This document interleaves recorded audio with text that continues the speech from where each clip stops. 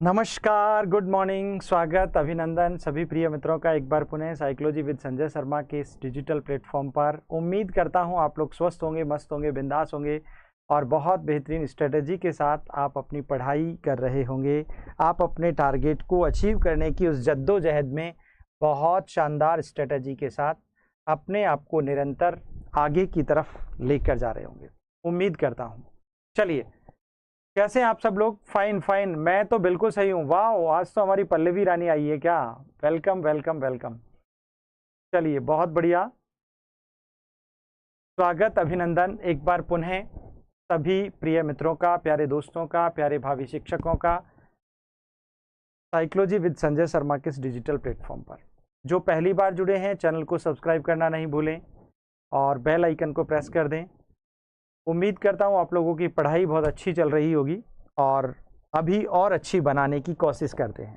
चलिए, तो चूंकि आज महामैराथन सेशन रखा गया है साइकोलॉजी को लेकर, जिसमें आज बहुत अच्छी बातें आप लोगों के साथ मुझे करनी है और बहुत अच्छा कंटेंट भी आप तक पहुंचाने की कोशिश करूंगा। ठीक है, चलिए, कंचन जी, विमल शर्मा जी, स्वागत है आप सभी का। नीरजा, अन्नी, कुमारी, पूजा, ज्योति मिश्रा, गायत्री, मिष्टी, बिंदु, जगदीश मतलब कविता, जूसी, राजकिशोर, वंदना, नमिता, अंजलि, यादव, विमल, शीतल, बिंदु, रीना, चांदनी, सुधा, कविता, सभी का दिल से स्वागत। किरण, अनाया, बेबी देवी, रूबी गोस्वामी, पल्लवी शर्मा, सभी का स्वागत, अभिनंदन, वेलकम। सुस्मिता, चलिए, welcome welcome welcome welcome welcome. शुरू करते हैं आज के सेशन को। बहुत बहुत शुक्रिया, आप सब लोगों का प्यार बना रहे और एक बार पूरे दिलो जान से, शिद्दत से क्लास को अपने अपने दोस्तों तक, अपने मित्रों तक जरूर शेयर कर देना। ठीक है, ये आपका कॉन्सेप्ट है, आप ही को करना है। चलिए, मैं अपना काम शुरू करता हूँ। आज का पहला क्वेश्चन बड़ा अच्छा क्वेश्चन है और आसान भी है। बताएं आंसर आप लोगों ने दिया क्या है। आजकल बच्चों की गलत धारणाओं को वैकल्पिक धारणाएं कहने की एक प्रवृत्ति है, इसे कहा जा सकता है। बताओ, है ना? Nowadays there is a tendency to call children's miss nonsense as alternative beliefs. This can be said. बताइए, बच्चों की समझ में सूक्ष्म भेद करना और उन्हें सीखने के प्रति निष्क्रिय रहना। बहुत अच्छे क्वेश्चंस हैं आज के सेशन में। बताइए, क्वेश्चन कितने हैं, देखते हैं कितने हैं। चलिए, बताइए, पहचानना कि बच्चे सोच सकते हैं और उनकी सोच प्रौढ़ों से भिन्न होती है। हाँ, बच्चों की गलतियों की व्याख्या के लिए मनोहारी शब्दों का उपयोग करना चाहिए या फिर बच्चों को उनकी सोच में प्रौढ़ों के समान मानना चाहिए। बताइए आंसर क्या होगा। वेलकम वेलकम वेलकम, सभी का भी आंसर दे रहे हैं बहुत सारे विद्यार्थी। हमारी पल्लवी बिल्कुल आते ही धमाका किया है, माय डियर, शाबाश, बिल्कुल सही आंसर है। क्योंकि अब यहां पर पूछा है वैकल्पिक धारणाएं कहने की एक प्रवृत्ति है। किसको? गलत धारणाओं को। तो गलत धारणाओं का मतलब आपकी परंपरावादिता से हुआ ना, आपकी परंपरावादिता से हुआ, आपकी रूढ़िवादिता से हुआ, आपकी प्राचीन वचनबद्धता से हुआ, इन सबका संबंध। तो इसकी एक जो प्रवृत्ति है वो ये है कि इसको ऐसे पहचानना कि बच्चे सोच सकते हैं, है ना? बिल्कुल 100% recognise that children can think and that their thinking is different from that of adults, निश्चित तौर पर, और उनकी सोच प्रौढ़ों से भिन्न होती है। यही 100% सही और बेस्ट आंसर है। सभी ने इस बार सिक्सर लगाया है भाई। चलिए, अगला क्वेश्चन देख लेते हैं। निम्नलिखित में से मापन के स्तरों में सबसे अच्छा कौन है? ये बहुत अच्छा क्वेश्चन है साइकोलॉजी का, है ना? कभी कभी इसे पेडागोजी में भी पढ़ लिया जाता है, लोग पढ़ते और पढ़ाते भी हैं। चलिए, बताइए क्या होगा इसका बेस्ट और परफेक्ट आंसर। बेटा जल्दी से क्लास को शेयर कर दो भाई। अभी तक बहुत सारे बच्चों ने शेयर ही नहीं किया है, ये तो गलत बात है, ये तो बहुत बड़ी गलत बात है। ऐसा आप करेंगे तो निश्चित तौर पर एनर्जी लेवल, हाँ बताइए, नामिक यानी नॉमिनल, अनुपात यानी रेशो, क्रमिक यानी सीक्वेंशियल, अंतराल यानी इंटरवल। बताइए मापन के स्तरों में सबसे अच्छा कौन है? बड़ा अच्छा प्रश्न है। इसमें थोड़ा सा दिमाग लगाना पड़ेगा। ठीक है बेटा, बिल्कुल बता दीजिएगा क्या होगा इसका बेस्ट और राइट आंसर आप लोगों के अनुसार। What about the right answer of this question? Neelam B, Chandni B, Kiran B, बाकी लोगों का सी आ रहा है, मिस्टी का बी है, रीना का बी है। ठीक है, चलिए देख लेते हैं, सभी का आंसर देख ही लिया है। अच्छा, मापन के स्तरों में सबसे अच्छा कौन है? देखो, अगर आप नामिक, नॉमिनल का मतलब तो यहां पर किसी का नामकरण करना, ये तो गलत हो जाएगा, ऐसा तो होता नहीं है। अनुपात, क्रमिक और अंतराल, आपको मापन करना है तो मापन के लिए निश्चित तौर पर एक फिक्स रेशो होता है ना? उस रेशो के आधार पर यानी अनुपात के आधार पर आप उसका मापन सही ढंग से कर सकते हो। उसका भी एक कॉन्सेप्ट होता है, क्योंकि अगर आप मापन क्रमिक ढंग से, तो क्रमिक ढंग से तो CCE हो जाएगा ना, सतत एवं व्यापक मूल्यांकन हो जाएगा, है ना? यस हिमांशु जी, वेलकम, स्वागत, वेरी गुड इवनिंग। अंतराल डिफरेंशिएशन में होता नहीं है, इसलिए बेस्ट आंसर आपका क्या हो जाएगा बेटा? बी परफेक्ट होगा। ठीक है, चलिए अगला क्वेश्चन देखो। सीखी हुई बात को स्मरण रखने या पुनः स्मरण करने की असफलता क्या कहलाती है? पुनः स्मरण, विस्मृति, संवेदना या फिर स्मृति? फेलर टू रिमेंबर और recall something learned is called recollection, forgetfulness, sensitivity और memory. What about the right answer of this question? प्यारे मित्रों, प्यारे दोस्तों, आज संख्या इतनी सी है, मैराथन क्लास में भी ये तो गलत बात है ना, पूरी तरह गलत है, नाइंसाफी है ना? बिल्कुल सही आंसर दिया है इस बार भाई, असफलता। असफलता यानी सीखी हुई बात को आप फिर से स्मरण नहीं कर पा रहे हो, इसका मतलब आप भूल गए उस चीज को, वो आपके दिमाग से विस्मृत हो गया है, वो आपके विस्मृति पटल पर चला गया है। बिल्कुल 100% सही आंसर दिया है ना?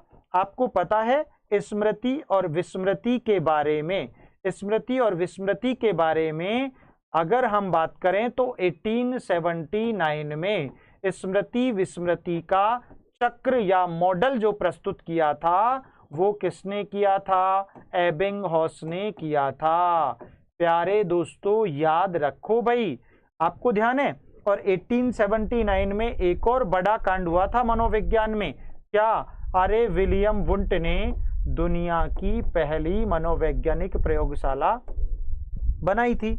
तो आधुनिक मनोविज्ञान की शुरुआत अगर बात करें तो यहां पर कब हुई थी बेटा?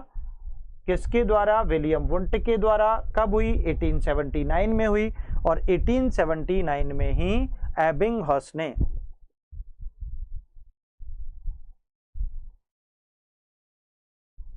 अच्छा, एक बुक का आंसर सी है। क्यों है सी? वो गलत है ना, उसको हटा दो। ज्योति बेटा, PDF पूरी लर्निंग की कंप्लीट एप्लीकेशन में डाली जा चुकी हैं, पूरी की पूरी 4 कंप्लीट हो चुका है। और इन सब क्वेश्चंस की PDF आज नहीं, कल अपडेट होंगी, है ना? आज चली गई हैं, कल अपडेट हो जाएंगी आपके पास। ठीक है बेटा, सो डोंट वरी, चिंता ना कीजिएगा। शाबाश।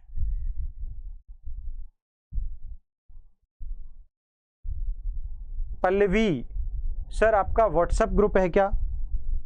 व्हाट्सएप ग्रुप है क्या? हाँ भाई, मेरा व्हाट्सएप ग्रुप नहीं है, लेकिन अपन बना लेते हैं। ये बात आज बहुत अच्छा आइडिया दिया है पल्लवी ने, हमारी ने। हाँ बिल्कुल बेटा, मैराथन है ना? बिल्कुल सही बात है, मैराथन है। और सही बात है, आप सभी लोग व्हाट्सएप ग्रुप बना लेते हैं, ये बहुत अच्छा आइडिया है। क्योंकि टेलीग्राम तो बंद हो रहा है, टेलीग्राम तो बंद हो रहा है, तो एक व्हाट्सएप ग्रुप बना लेते हैं। ये सत्य बात है, ये दिल की बात है। और हम बना लेते हैं इस नंबर पर व्हाट्सएप ग्रुप, ठीक है ना? 9829877292 पर, इस पर एक व्हाट्सएप ग्रुप बनाते हैं अपन, ठीक है? तो हम बना लेते हैं एक व्हाट्सएप ग्रुप, ठीक है? चलिए, डन डन डन, ठीक है। इस नंबर पर अपन व्हाट्सएप ग्रुप बनाते हैं और आज ही क्रिएट करके मैं जो भी बच्चे हैं उनको जोड़ लूंगा। फटाफट आप ज्वाइन कर लेना, उसको। डन, चलिए ठीक है, तो इसका आंसर आपका बी परफेक्ट हो गया। अगला क्वेश्चन देख लीजिए। नेक्स्ट, फ्रायड के अनुसार, है ना, अकॉर्डिंग टू सिगमंड फ्रायड, ग्रहण किए या सीखे हुए तथ्यों को धारण करने या पुनः स्मरण करने की असफलता को विस्मरण कहते हैं।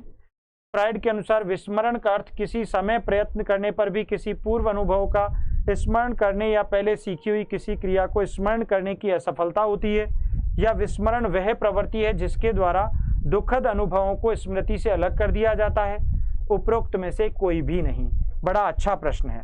सिगमंड फ्रायड के अनुसार विस्मृति क्या होती है, बताइए। What about the right answer of this question?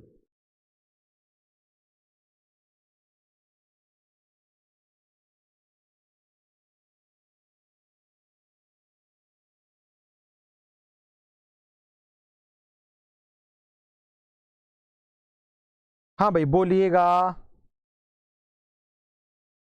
What about the right answer? क्या बात है, क्या बात है। A B. सर जी मेनू से बात कर लीजिए, बहुत परेशान बात के लिए। ओहो माय डियर, बिल्कुल बेटा, यू आर मोस्ट वेलकम। आप बिल्कुल परेशान नहीं होइएगा। आप हमें अभी जो नंबर दिया ना, इस नंबर पर आप हमें कांटेक्ट कर लीजिएगा। ये हमारा नंबर लिखा हुआ है, क्या दिक्कत है। चलिए, आंसर होगा केवल और केवल सी, बिल्कुल 100% सी होगा। विस्मरण वह प्रवृत्ति है जिसके द्वारा दुखद अनुभवों को स्मृति से अलग कर दिया जाता है।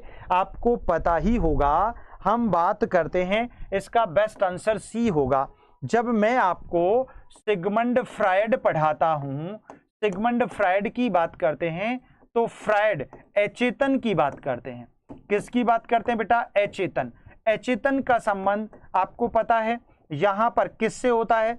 आपकी कौन सी काम प्रवृत्तियों से होता है, ठीक है ना।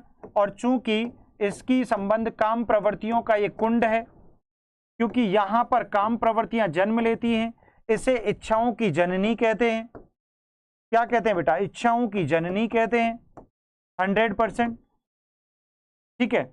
इसे दमित इच्छाओं का भंडार कहते हैं, सिगमंड फ्रायड। दमित इच्छाओं का भंडार। अब आपको पता होना चाहिए इच्छाओं का भंडार मतलब आप समझ जाओ, दमित इच्छाएं अर्थात जो इच्छाएं पूरी नहीं हुई उनको आपने बलपूर्वक उनका क्या कर दिया? दमन कर दिया। क्या कर दिया बेटा? दमन कर दिया। और जिन इच्छाओं का दमन कर दिया, इट मीन्स वे दमित इच्छाएं आपको क्या देंगी? अरे वो आपको दुखद अनुभव देंगी ना बेटा, समझो ना मेरे भावों को। वो आपको दुखद अनुभव प्रदान करती हैं, और चूंकि दुखद अनुभवों को भुलाना, क्या करना? भुलाना क्या कहलाता है? विस्मृति कहलाता है। कौन कहते हैं भैया? अरे सिगमंड फ्रायड कहते हैं। कौन कहते हैं बेटा? Sigmund Freud. नैन्सी क्या हुआ बेटा?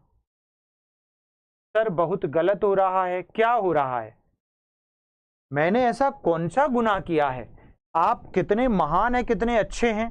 मैं न तो आपसे लाइक करने के लिए बोल रहा हूं, क्योंकि आप करोगे भी नहीं, है ना। करते कहां हो?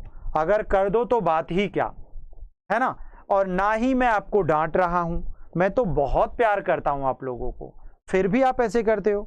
आप मुझे नहीं करते, सिर्फ ये वन साइडेड चल रहा है ना। ऐसा मत किया करो, है ना। प्यार तो वो होता है जो दोनों तरफ से होता है ना। सच्चाई तो उसी में होती है, असलियत, है ना। वो गुरु और शिष्य का, वो पिता और पुत्र का, वो पत्नी और पति का, सबका हो सकता है। ठीक है बेटा, चलिए धन्यवाद। ठीक है, शेयर जरूर करना है।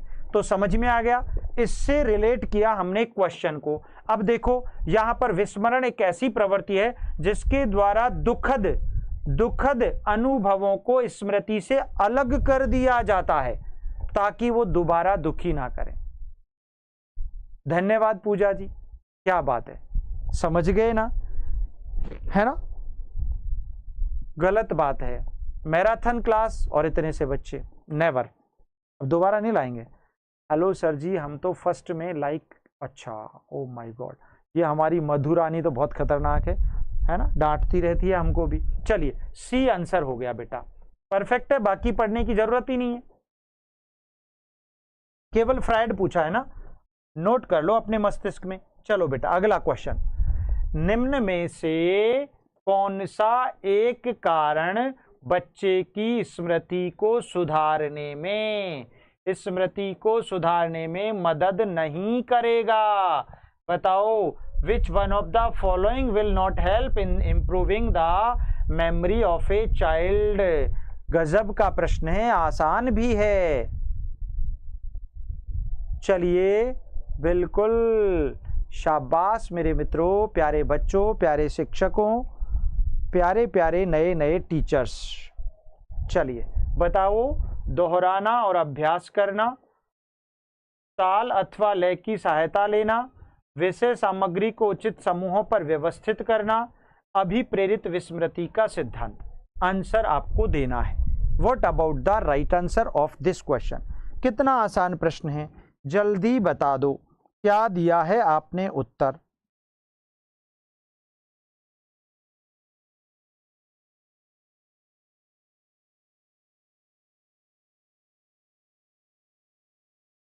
What about the right answer? वाह, बहुत सारे बच्चों का डी आंसर आ रहा है, शाबाश। हिमांशु, ओके, वाह, धन्यवाद बेबी जी। चलिए, तो देखो भाई, निश्चित तौर पर स्मृति को सुधारने में मदद कौन नहीं करेगा? अभिप्रेरित विस्मृति का सिद्धांत क्यों करेगा? यार, बात तो विस्मृति की आ गई ना, गड़बड़ हो गया, उल्टा हो गया, तो ये नहीं करेगा। बाकी तो आपकी स्मृति को सुधारने में दोहराना, अभ्यास करना, इससे तो स्मृति ठीक होगी, आपकी याददाश्त बढ़ेगी। जब जब आप प्रैक्टिस करोगे, लय और ताल आप तुक बिठाओगे ना, तो भी आपको याद आ जाएगा। और यार, हमने कबीर का दोहा पढ़ा था यार, तुलसीदास के दोहे में भी ऐसी ही लय और ताल है, बिल्कुल आ जाएगा। विषय सामग्री को उचित समूहों पर व्यवस्थित करना, यस, 100%।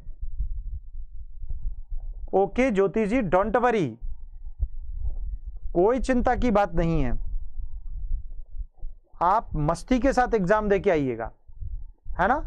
एप्लीकेशन पे भी संडे को इस बार आपके लिए स्पेशल सेशन है, 5-7 चैप्टर खत्म एक ही क्लास में। Amrita ji welcome, Jharkhand lady supervisors के लिए स्पेशल। अगला क्वेश्चन, किसी दूसरी वस्तु की अपेक्षा एक वस्तु पर चेतना का केंद्रीकरण अवधान है, यह कथन किसका है? डम्विल का, रॉस का, मन का और मैकडूगल का। भाई, ये क्वेश्चन तो डेफिनेशन वाला है, और ऐसे क्वेश्चन डेफिनेशंस वाले आजकल आपके पूछ लेते हैं। ठीक है बेटा, चलिए बता दीजिएगा।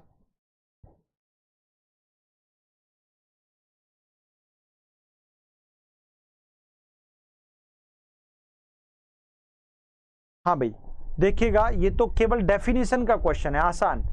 अनमोल जी, नरेश जी वेलकम, आपका दिल से स्वागत। क्या बात है भाई, बढ़िया। आरती कुमारी वेलकम बेटा। चलिए, जो भी प्रिय मित्र आज पहली बार जुड़े हैं, चैनल को सब्सक्राइब करना ना भूलिएगा और बेल आइकन को जरूर प्रेस कीजिएगा। ठीक है भाई, कर लीजिए। डम्बल इसका आंसर होगा, क्योंकि ये तो कोटेशन है, ठीक है ना, तो ए आंसर इसका ठीक होगा। चलिए अगला प्रश्न पढ़ते हैं। वाह, निम्न में से कौन सा भूलने का कारण नहीं है? स्मृति और विस्मृति के क्वेश्चन हैं इसमें आज, है ना, अच्छे प्रश्न हैं। बताओ मनोज जी, क्या बात है, वेलकम। बताओ बेटा, मानसिक द्वंद्व, पुनरावृत्ति का अभाव, सीखने की मात्रा, शिक्षक की योग्यता। भूलने का कारण नहीं है, बताओ क्या नहीं है भूलने का कारण? बहुत अच्छा और आसान प्रश्न है बेटा, बता दो इसका आंसर क्या दिया आप लोगों ने? What about the right answer? भाई, भूलने का कारण पूछ रहा है ना, कारण पूछ रहा है, शिक्षक की योग्यता थोड़ी ही पूछ रहा है ना। मानसिक द्वंद्व ये तो कारण है, पुनरावृत्ति अगर आप नहीं करोगे तो भी भूल जाओगे, ये भी कारण है। सीखने की मात्रा अगर प्रॉपर नहीं होगी तो भी भूल जाओगे। लेकिन शिक्षक की योग्यता का यहां क्या औचित्य, क्या मतलब है? भूल आप रहे हो, बात टीचर की कर रहे हो, ऐसा नहीं होता ना। क्योंकि जी हाँ, वेलकम वेलकम नए प्यारे बच्चों का, सभी का।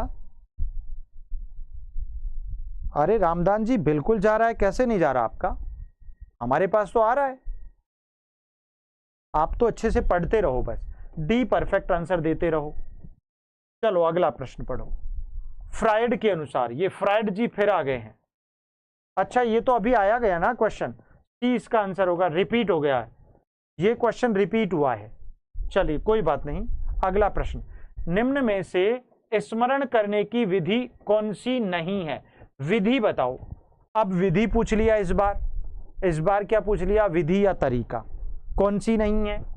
मिश्रित विधि, विचार साहचर्य, रटने की विधि, ए और बी दोनों। कौन सी नहीं है? बताओ बताओ बताओ बताओ, स्मरण करने की विधि कौन सी नहीं है?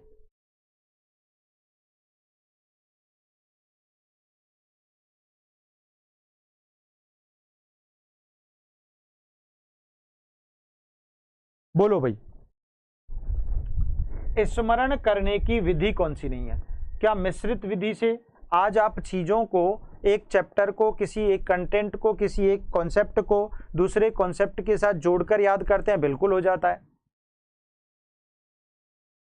हिमांशु जी बेटा हो जाएंगी, डोंट वरी, आप चिंता छोड़ो, वो मेरी प्रॉब्लम है, आपकी समस्या नहीं है, आपका समाधान हो जाएगा, ठीक है ना। अभी थोड़ा सा व्यस्तता दूसरी जगह है इसलिए।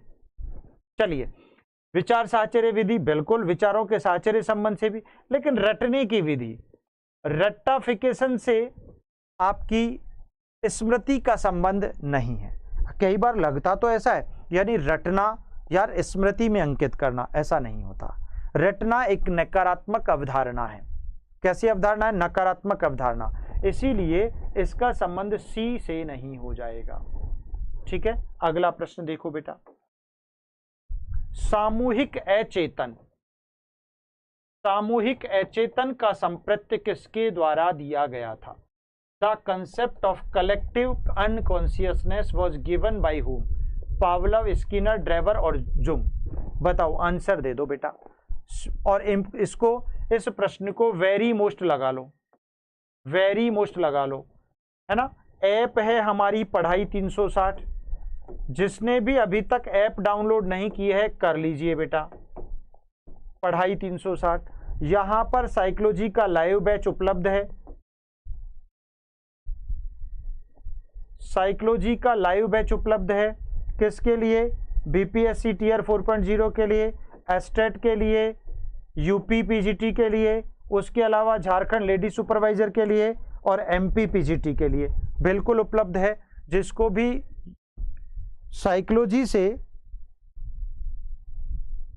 पीजीटी स्कॉलर बनना है तो आप ज्वाइन कर सकते हैं, नहीं बनना है तो तेरा तुझको अर्पण। ठीक है बेटा, चलिए, वेरी गुड, वेरी बैड।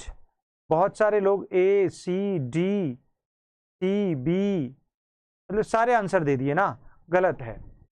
सामूहिक अचेतन शब्द का प्रयोग सिगमंड फ्रायड के शिष्य कार्ल जुंग ने किया था। और किसके लिए किया था बेटा? निश्चित तौर पर याद रखो, बाल्यावस्था के बच्चों के लिए किया था। बहुत आसान प्रश्न है। लेते हैं बेटा आरती जी, कैसे नहीं लेते, बिल्कुल लेते हैं। अच्छा, मिस कर दिया हमने कहना, कोई बात नहीं, ठीक है। तो कार्ल जुंग जो कि फ्रायड के शिष्य हैं, ये किसके शिष्य हैं बेटा? फ्रायड के शिष्य हैं। आपको पता है कार्ल जुंग किसके जनक हैं? अगर हम कार्ल जुंग की बात करें तो ये किसके जनक हैं? विश्लेषणवाद के जनक हैं, फादर ऑफ एनालिज्म। विश्लेषणवाद के जनक हैं कार्ल जुंग।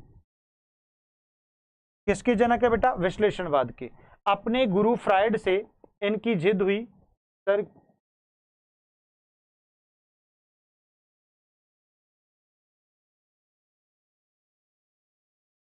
अनाया जी आप क्यों चिंता कर रहे हो? पेपर तो आपका पहली बार बनेगा ना, आपका तो बहुत सरल आएगा इससे भी।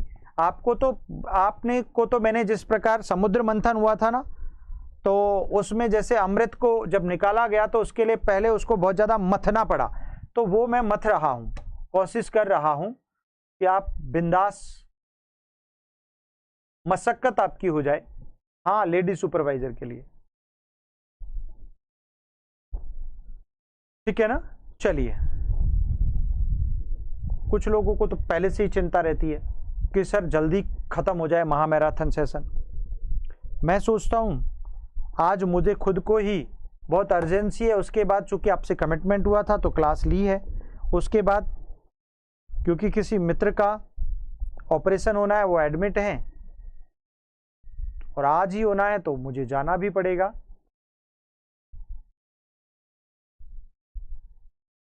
सर बहुत से YouTube पर, अच्छा, उससे क्या फर्क पड़ता है? आप में कंसेप्चुअल लर्निंग आपके पास है तो लेवल अपने आप क्रिएट होता है, आपका होना चाहिए ना लेवल, तो पेपर का तो आपके हिसाब से अपने आप कंट्रोल हो जाएगा, ठीक है। चलिए, तो क्लियर हो गया, जुंग यानी डी विकल्प बिल्कुल बेस्ट हो जाएगा। अगला प्रश्न, निम्न में से कौन सा कारक स्मृति से संबंधित नहीं है? पहचान, धारण, पुनर्भरण, अनुभूति। देखो कितना अच्छा प्रश्न है। Identification, feeling, recharging, feeling. बताओ बताओ बताओ, आंसर क्या होगा? What about the right answer? अरे बेटा, एक बात आप सीख लो, राधे राधे, वेलकम। जो बच्चे या जिन विद्यार्थियों का कंसेप्ट क्लियर होता है ना, उसके बाद कोई कहीं से भी पूछ ले, क्या फर्क पड़ेगा। अभी जो मेरे साथ बच्चे जुड़े हुए हैं एप्लीकेशन पर, मेरा कोर्स पढ़ रहे हैं, आज मैं चिंतन वाला टॉपिक पढ़ा रहा था। अब कोई एग्जामिनर कोई कहीं से भी माइका लाल बना दे उस प्रश्न को, उस टॉपिक से, मेरे बच्चे करके आएंगे सही, क्योंकि उसका पूरा पोस्टमार्टम कर दिया, टॉपिक का पोस्टमार्टम करके पढ़ाते हैं अपन। तो उसके बाद फिर क्या चिंता है? कंसेप्ट आपको खोपड़ी में होना चाहिए, क्योंकि क्वेश्चन तो आप भी नहीं जानते, मैं भी नहीं जानता कैसे बनेगा, क्या बनेगा। बस कंसेप्ट सीखा है तो फिर अच्छे से आप उसका आंसर दे सकते हो। ओके बेटा, चलिए, कौन सा कारक स्मृति से संबंधित नहीं है? यह बड़ा आसान प्रश्न पूछा है, बताओ।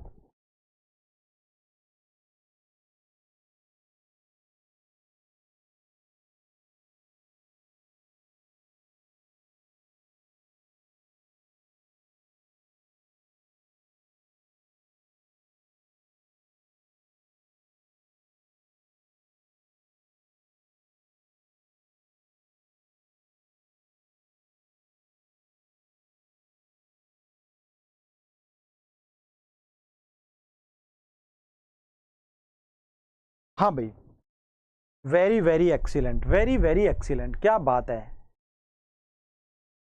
जी। ही ठीक है, चलिए देख लेते हैं। स्मृति से संबंधित पहचान करना 100%।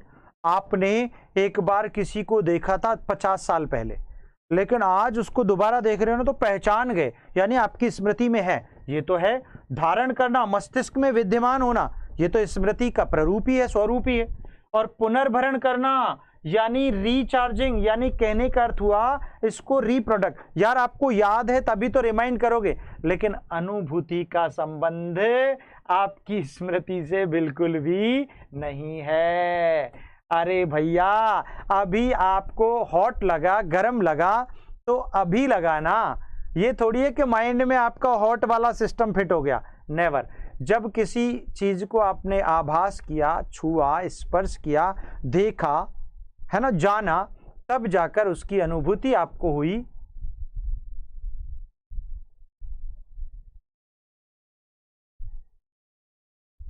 चलिए पूजा जी, धन्यवाद, शुक्रिया आपका इतना सारा प्यार देने के लिए।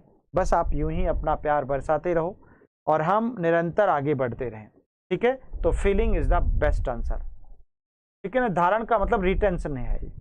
चलिए अगला क्वेश्चन देखिए। निम्न में से स्मरण करने का की कौन सी विधि है? ये प्रश्न पहले पढ़ चुके हैं हम लोग।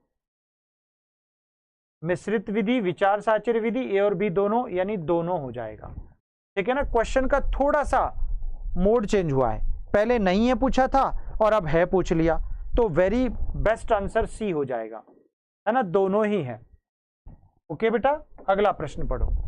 अच्छी स्मृति की विशेषताएं बताओ। स्मृति का पूरा टॉपिक क्लियर हो जाएगा यहां से। शीघ्र पुनः स्मरण, शीघ्र पहचान, अच्छी धारणा या सभी? आंसर देना है आप लोगों को। What about the right answer of this question?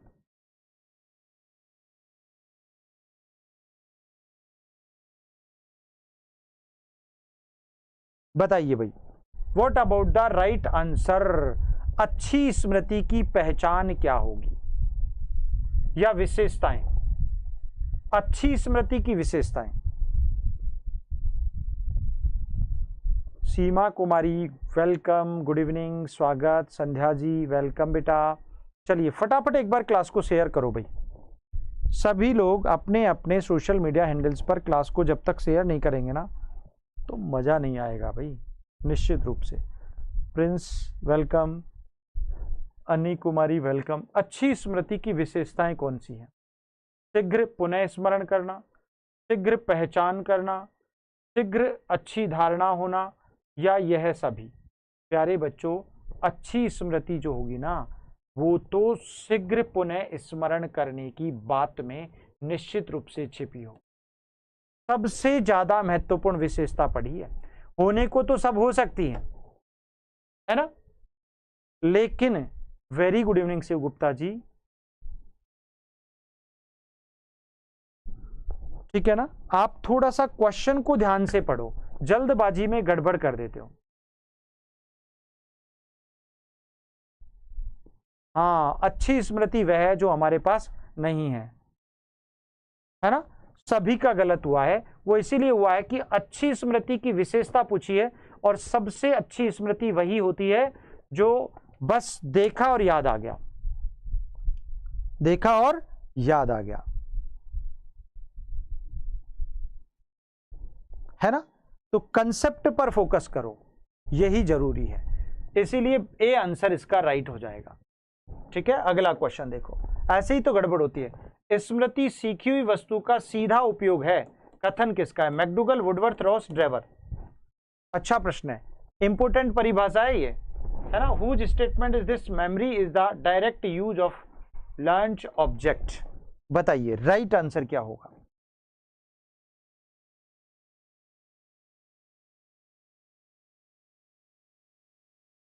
What about the right answer of this question?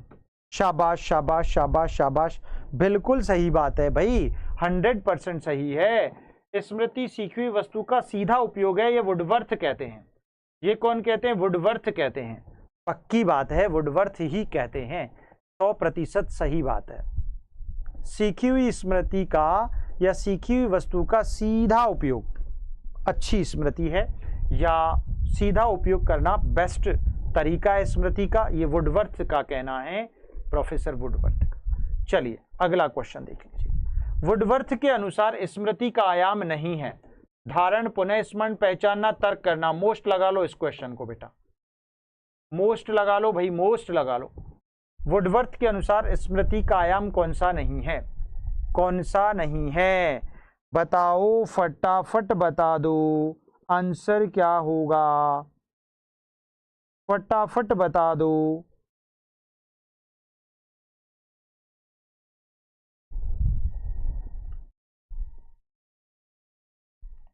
शाबाश, C B D, Lakshmi D, ठीक है, ओके ओके, सभी का देख रहा हूँ। ऋचा का है डी, ठीक है, प्रिंस का डी है, पूजा का डी है, सभी का डी आ रहा है, 100% सही बात है।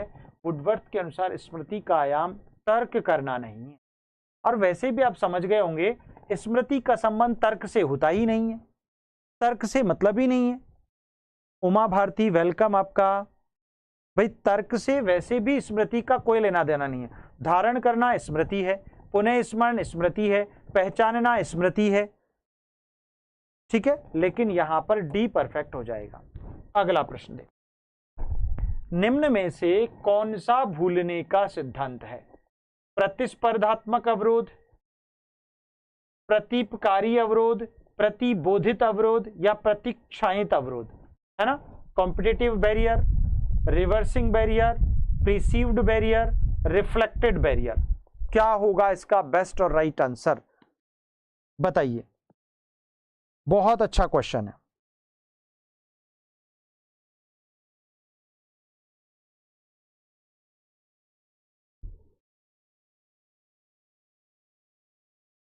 बोलिए भाई, बोलिए, फटाफट बोलिएगा। What about the right answer? भूलने का सिद्धांत है, भूलने का सिद्धांत। आपसे पूछा है विस्मृति का सिद्धांत, पूछ लिया है ना, विस्मृति का सिद्धांत। वाओ, शेखर जी ने इस बार सिक्सर लगा दिया भाई। शेखर जी ने प्रतीपकारी अवरोध, है ना, बाकी का गलत है। भूलने का सिद्धांत रिवर्सिंग बैरियर होगा ना, प्रीसीव्ड बैरियर कैसे हो सकता है, रिफ्लेक्टेड कैसे हो सकता है, कॉम्पिटिटिव कैसे हो सकता है, हो ही नहीं सकता। क्या होगा? निश्चित तौर पर रिवर्सिंग, रिवर्स लगाना, है ना, रिवर्स ग्रेड लगाते हैं ना, भूल जाते हैं, मतलब याद की हुई चीजों को भूल गए तो फिर आप बैक में जाते हैं, यानी वापस पीछे चले गए, है ना। आपको वो चीज याद नहीं है जो चेतन में थी, तो आपको बैक गियर लगाना पड़ेगा। क्या करना पड़ेगा? बैक गियर लगाना पड़ेगा। इसलिए रिवर्सिंग बी आंसर बेस्ट हो जाएगा। अगला क्वेश्चन, निम्न में से कौन सा विस्मृति का कारण नहीं है? सीखने में कमी, स्मरण करने की इच्छा, मानसिक द्वंद्व, सीखने की दोषपूर्ण विधियां। Which of the following is not a cause of forgetfulness? Deficit in learning, the desire to remember, mental conflict, faulty methods of learning. Answer आपको देना है। बहुत अच्छा प्रश्न है, कितना अच्छा है। अच्छा ज्योति, रिवर्सिंग, अरे सीधी सी बात है, जब भी हम किसी चीज को याद करते हैं तो जब तक हम उसको क्या नहीं करेंगे भाई, उसको रिवर्स यानी रिपीट नहीं करेंगे, बार बार उसका अभ्यास नहीं करेंगे, तो फिर क्या होगा? वो भूलने का सिद्धांत बन जाएगा। तो भूलने का सिद्धांत रिवर्सिंग थ्योरी हो जाता है। बड़ा सिंपल है। और यहां पर ये वाला सिद्धांत, विस्मृति का कारण कौन सा नहीं है भाई? विस्मृति का कारण सीखने में कमी, ये तो होगा। स्मरण करने की इच्छा, ये नहीं होगा। मानसिक द्वंद्व भी होगा, दोषपूर्ण विधियां भी होंगी। तो नकारात्मक वर्ड्स में ये एक पॉजिटिव आ गया, और पॉजिटिव कैसे हो सकता है? बी आंसर सबका सुपर डुपर एक्सीलेंट है। बस प्रश्न को समझो, है ना, क्वेश्चन को समझो, उसके मूड को समझो, जानो, और बस आगे बढ़ो। मुरारी जी वेलकम, स्वागत, बड़े दिनों के बाद, फुर्सत ही नहीं है। चलिए अगला प्रश्न पढ़ो। संवेग गतिशील आंतरिक समायोजन है जो व्यक्ति के संतोष, सुरक्षा और कल्याण के लिए कार्य करता है। किसका कथन है? भाई मोस्ट लगा लो इस परिभाषा को, है ना। आपके सिलेबस में है Jharkhand lady supervisors, BPSC tier 4.0 एस्टेट वाले बच्चों के पूरा का पूरा तंत्रिका तंत्र, पूरा का पूरा इमोशन, संवेग, सब कुछ आपके सिलेबस में है।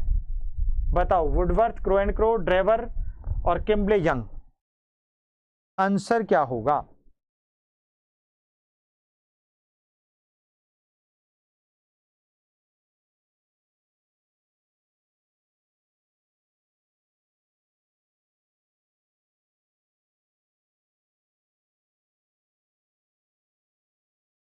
बोलिएगा। Very most excellent, B best answer है इसका। संवेग गतिशील आंतरिक समायोजन है, यानी निश्चित तौर पर आपके अंदर विद्यमान जो भाव हैं, संवेदनाएं हैं, विचार है, कल्पनाशीलता है, वो निश्चित तौर पर उपस्थित प्रस्तुत घटना, वस्तु स्थिति आदि के साथ एडजस्टमेंट करने में आपको हेल्प करता है। ठीक है, जो व्यक्ति को संतोष, सुरक्षा और कल्याण प्रदान करता है। एक मनोविज्ञानी और हैं जिनका नाम है कुप्पुस्वामी। वो कहते हैं समायोजन के फलस्वरूप व्यक्ति को सुख और आनंद मिलता है, जिससे उसके मानसिक तनाव स्वतः ही खुद ब खुद ही दूर हो जाते हैं। लेकिन क्रो एंड क्रो कहते हैं संवेग गतिशील आंतरिक समायोजन है, जिससे व्यक्ति को संतोष मिलता है, सुरक्षा मिलती है और कल्याण के लिए वह कार्य करने लगता है। ये क्रो एंड क्रो का कहना है। बस 2 बातें आप ध्यान रखिएगा, ठीक है। चलिए, तो बिल्कुल क्रो एंड क्रो यानी बी आंसर हो गया। अगला क्वेश्चन, 14 मूल प्रवृत्तियों के संवेग हैं। The 14 instincts have dash dash dash emotions. कितने इमोशंस होते हैं? 4, 14, 12 या 20? बताइए, कितना आसान प्रश्न है। बेबी जी 12 बजे क्लास है। ओके ओके मुरारी जी, ठीक है, गुड लक माय डियर, शाबाश, पढ़ते रहिएगा अच्छे से। चलिए देखिएगा, 14 मूल प्रवृत्तियों के संवेग कितने होते हैं? अरे भैया 14 ही होते हैं, 14 ही होते हैं। बी आंसर होगा। ए कहां से होगा? अरे भाई, मूल प्रवृत्तियों के जन्मदाता है ना, गलत बात है। मूल प्रवृत्तियों के जनक, मूल प्रवृत्तियों के जनक, जनक मैकडूगल है। कौन है? मैकडूगल है, ठीक है। एक और बात, इन्होंने कहा, इन्होंने एक बुक लिखी थी और इनकी वैसे तो 2 बुक्स थी। एक बुक तो थी आउटलाइन ऑफ साइकोलॉजी, एक बुक तो थी आउटलाइन ऑफ साइकोलॉजी, 1905 में लिखी थी ये तो। और दूसरी बुक थी इनकी, वो थी introduction to psychology.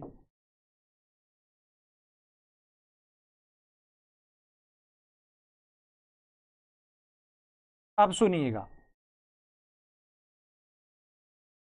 Introduction to psychology ये लिखी 1908 में। इसी बुक में इन्होंने, यानी कि अगर हम बात करें, इस बुक के अंदर इन्होंने 14 प्रकार की मूल प्रवृत्तियां बताई थी। कितने प्रकार की? 14 प्रकार की मूल प्रवृत्तियां इन्होंने बताई, और प्रत्येक मूल प्रवृत्ति से जुड़ा हुआ एक संवेग होता है, ऐसा ये बताते हैं। इसीलिए 14 संवेग और 14 मूल प्रवृत्तियां होती हैं। कितने बेटा? 14 संवेग और 14 मूल प्रवृत्तियां होती हैं। ये बात आपको ध्यान रखना है। पूनम जी वेलकम, गुड इवनिंग, स्वागत। समझ में आ गया? तो इन 1908 में अपनी लिखी हुई पुस्तक इंट्रोडक्शन टू साइकोलॉजी में इन्होंने 14 प्रकार की मूल प्रवृत्तियों की वकालत की है, और प्रत्येक मूल प्रवृत्ति से जुड़ा हुआ एक संवेग होता है। इसलिए मूल प्रवृत्तियां और संवेग कितने होते हैं बेटा? 14 होते हैं।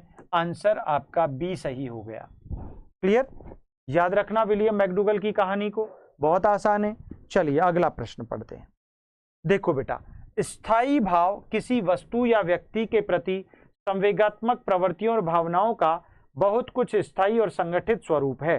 किस विद्वान की परिभाषा है? ये बड़ा अच्छा प्रश्न है। फिर से, स्थायी भाव किसी वस्तु या व्यक्ति के प्रति संवेगात्मक प्रवृत्तियों का और भावनाओं का बहुत कुछ स्थायी और संगठित स्वरूप है। कितनी गजब की बात कहते हैं। बताओ किसने कहा है? बहुत अच्छी बात है। चलिए, चांदनी सी है, मुरारी जी बिहार में बीईटी होने वाला है सर। हाँ बिल्कुल, बहुत बढ़िया है, उस पर अपन बहुत अच्छे से तैयारी करवाएंगे, डोंट वरी, शानदार बैच लेके आएंगे उसका।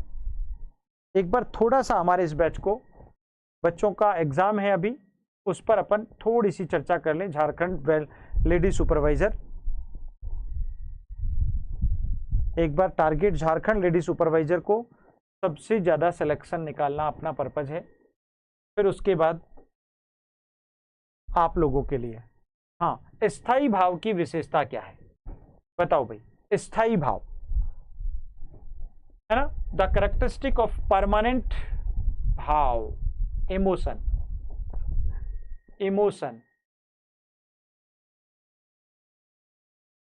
क्या होगा? जन्मजात न होकर अर्जित होते हैं, व्यक्ति के चरित्र और व्यक्तित्व के आधार होते हैं, मानसिक प्रक्रिया न होकर मानसिक रचना होते हैं, या उपरोक्त सभी। स्थायी भाव क्या होते हैं? बताओ, बहुत आसान प्रश्न है।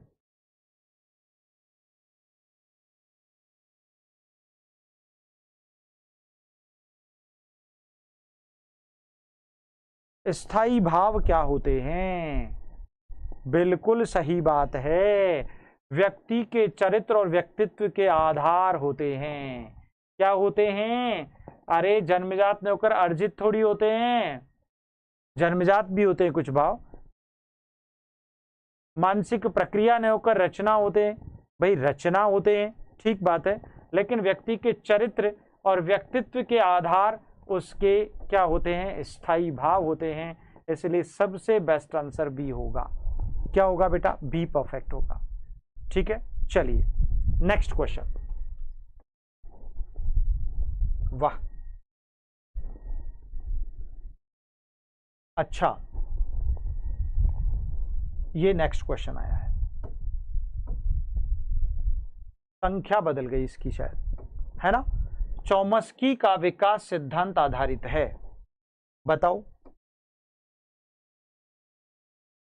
चॉम्स्कीज development theory is based on, संज्ञान पर, भाषा पर, नैतिकता पर, समाज पर। कितना अच्छा प्रश्न पूछा है, वेरी मोस्ट लगा दो इसको, है ना। चलिए बताइएगा। पीडीएफ कहां से मिलेगा? एप्लीकेशन पर मिलेगा, आज ही डाल देंगे, एप्लीकेशन पर मिलेगा सबको पीडीएफ। संज्ञान पढ़ाई 360 ऐप है हमारी, पढ़ाई 360, ठीक है ना, पढ़ाई 360, PADHAI 360, यहां पर आपको मिलेगा। संज्ञान पियाजे का है, भाषा चॉम्स्की का है, नैतिकता कोहलबर्ग का है, और समाज आपका वाइगोत्स्की का है।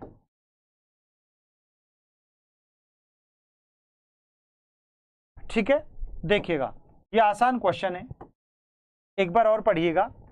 चॉम्स्की के विकास सिद्धांत को, भाषा विकास सिद्धांत को, भाषा विकास को भाषा अर्जन तंत्र भी कहा जाता है।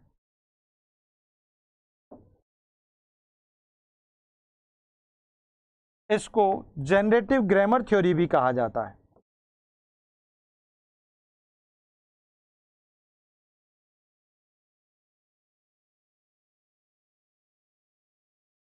इसको LAD भी कहा जाता है, लैंग्वेज एक्विजिशन डिवाइस, ये इसी के नाम है, याद रखना। इनका ऐसा मानना है कि भाषा ऑलवेज अर्जित होती है, पहली बात। दूसरी बात ये कहते हैं भाषा के साथ साथ ग्रामर बालक स्वाभाविक ही अपने आप ही सीख लेता है। क्या सीख लेता है? अपने आप ही सीख लेता है। इसीलिए इनका उत्तर सिर्फ भाषा हो जाएगा, यानी बी परफेक्ट हो जाएगा। अगला प्रश्न पढ़ो भाई, ये लीजिएगा, थोड़ा सा जूम कर लेते हैं इस क्वेश्चन को अपन। बोलिए, सृजनात्मक बालक वे होते हैं जो, कौन होते हैं? अव्यवस्था को कतई नहीं स्वीकार करते, भावात्मक प्रवृत्ति के नहीं होते, हमेशा जोखिम उठाने को तैयार रहते हैं, श्रेष्ठ बनने की इच्छा का भाव नहीं रखते हैं। क्यों नहीं रखते? गलत हो गया, नहीं दे दिया तो ये तो वैसे ही गलत हो गया, इसमें भी नहीं टिका दिया ये भी गलत हो गया, इसमें भी नहीं आ गया ये भी गलत हो गया। इसका मतलब रिस्क लेते हैं। क्या लेते हैं? रिस्क। अब देखो, सृजनशील बालक की बात आ गई। सृजनशील, ये आसान वाला प्रश्न है, आपको पढ़ना चाहिए, है ना। सृजनशील जो बालक होते हैं वो कैसे होते हैं? ये लचीले होते हैं, ठीक है, ये ऑलवेज हमेशा प्रतिभाशाली होते हैं, बिल्कुल ठीक है, ये दूरदृष्टि वाले होते हैं, अपसारी चिंतन करते हैं,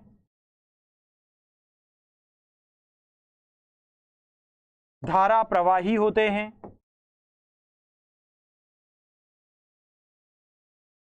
ठीक है, मौलिकता होती है, नमनीयता होती है, जोखिम उठाने में माहिर होते हैं, इसलिए आंसर आपका सी सही हो जाएगा। कौन? सृजनशील बालक हमेशा हमेशा प्रतिभाशाली होते हैं। इनका आईक्यू पूछ ले तो 110 प्लस होता है, 110 प्लस होता है। ठीक है, अगला क्वेश्चन देखो बेटा, निम्न में से किस मनोवैज्ञानिक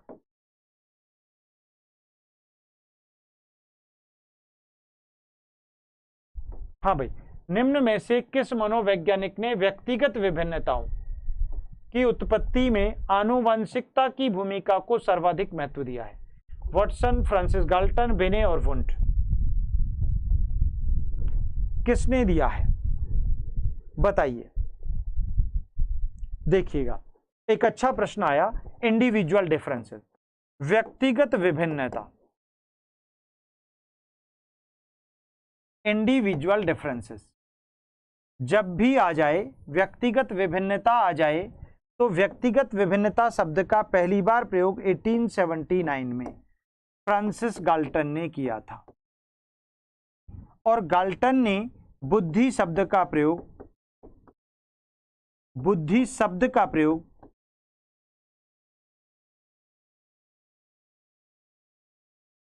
1885 में किया था, 1885 में किया। किसने? गाल्टन ने। यह बात आपको ध्यान रखने की है, इसलिए उत्तर क्या हो गया भाई? फ्रांसिस गाल्टन हो गया, यानी बी हो गया। अगला क्वेश्चन देखो भाई,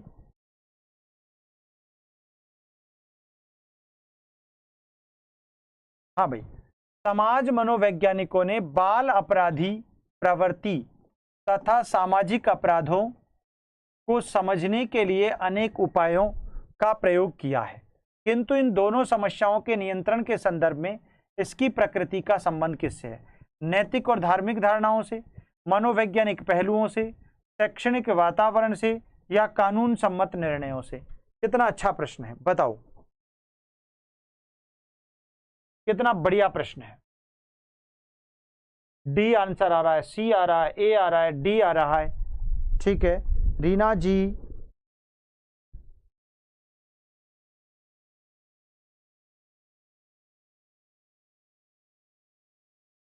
हंड्रेड % ज्योति जी, बिल्कुल सेम है, सिलेबस तो सेम ही है।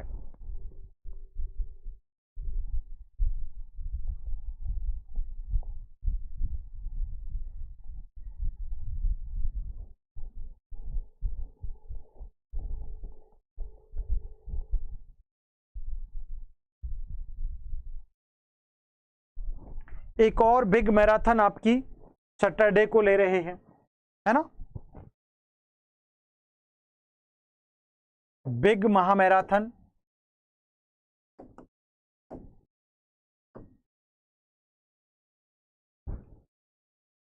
बिग महामैराथन सैटरडे को होगी, शनिवार को होगी। ठीक है, Khushboo Kumari, very good evening.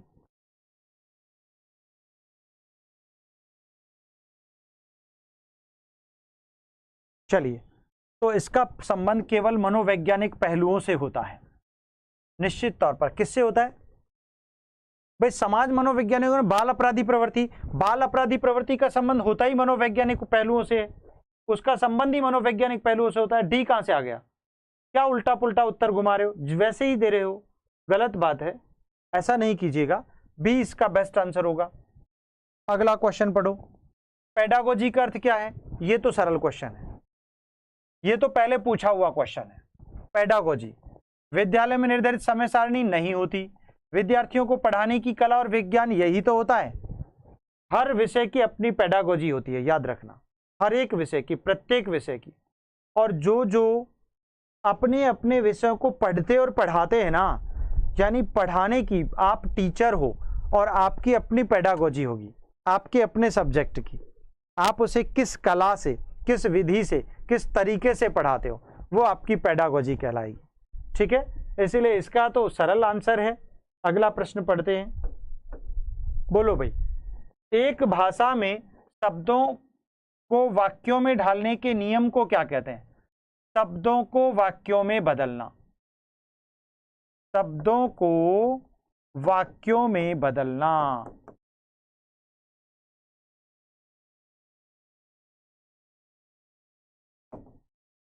वाक्यों में बदलना। बताओ, इस प्रक्रिया को हम लोग सिंटैक्स कहते हैं।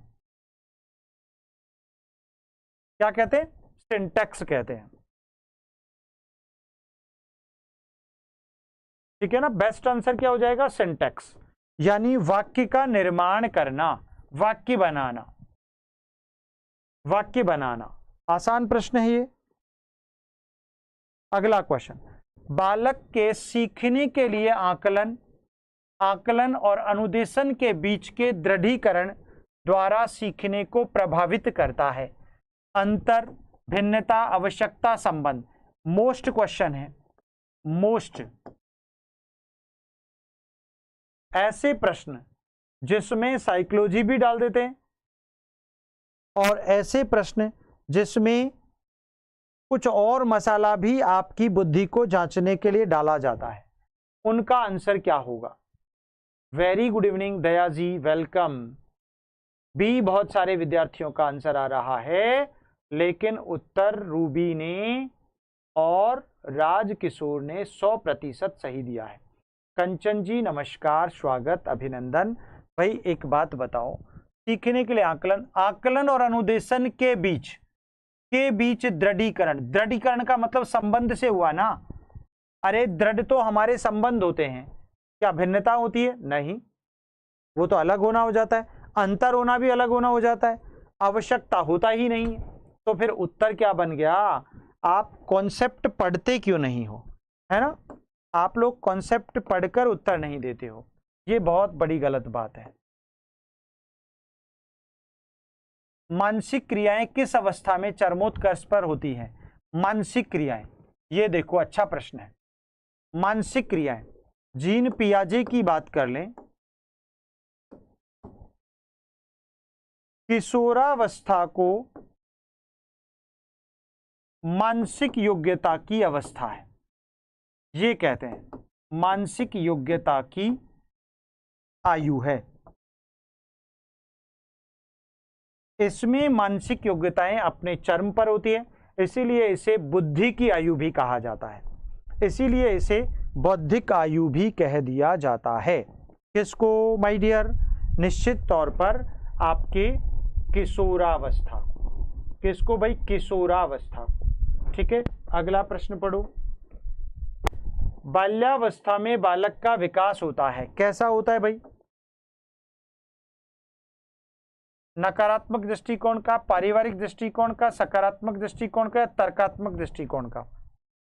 बाल्यावस्था में बालकों में किस प्रकार का विकास होता है? क्यों भाई? बाल्यावस्था में नकारात्मक क्यों होगा? सकारात्मक ही होगा ना, 100%। कैसा होगा? सकारात्मक होगा। बी कहां से आया? पारिवारिक दृष्टिकोण का थोड़ी होता है, नहीं भाई, सकारात्मक दृष्टिकोण का विकास होता है। किसका होता है बेटा? सकारात्मक दृष्टिकोण का। अगला प्रश्न देखो, नकारात्मक नहीं होगा, पारिवारिक नहीं होगा, हाँ होता है कुछ हद तक। ठीक है, ये अपने समूह को महत्व देते हैं। और तर्कात्मक तो होगा ही नहीं, क्योंकि इसका संबंध तो किशोरावस्था से होता है अधिकांश। अगला प्रश्न देखो, किसी लक्ष्य की प्राप्ति, बोलो, किसी लक्ष्य की प्राप्ति में बाधा डालती प्रतीत होती कठिनाइयों पर विजय पाने की प्रक्रिया क्या कहलाती है? अभिवृत्ति, समस्या समाधान, अभिप्रेरणा या कल्पना? कल्पना।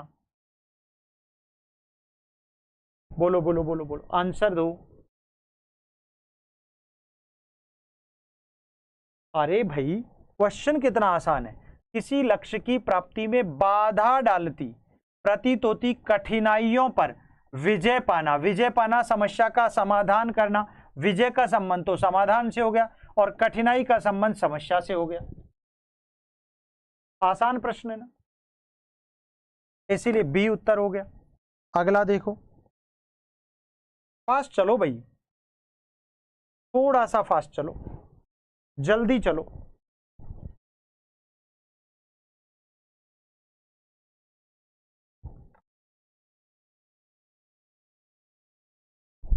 यस बेटा,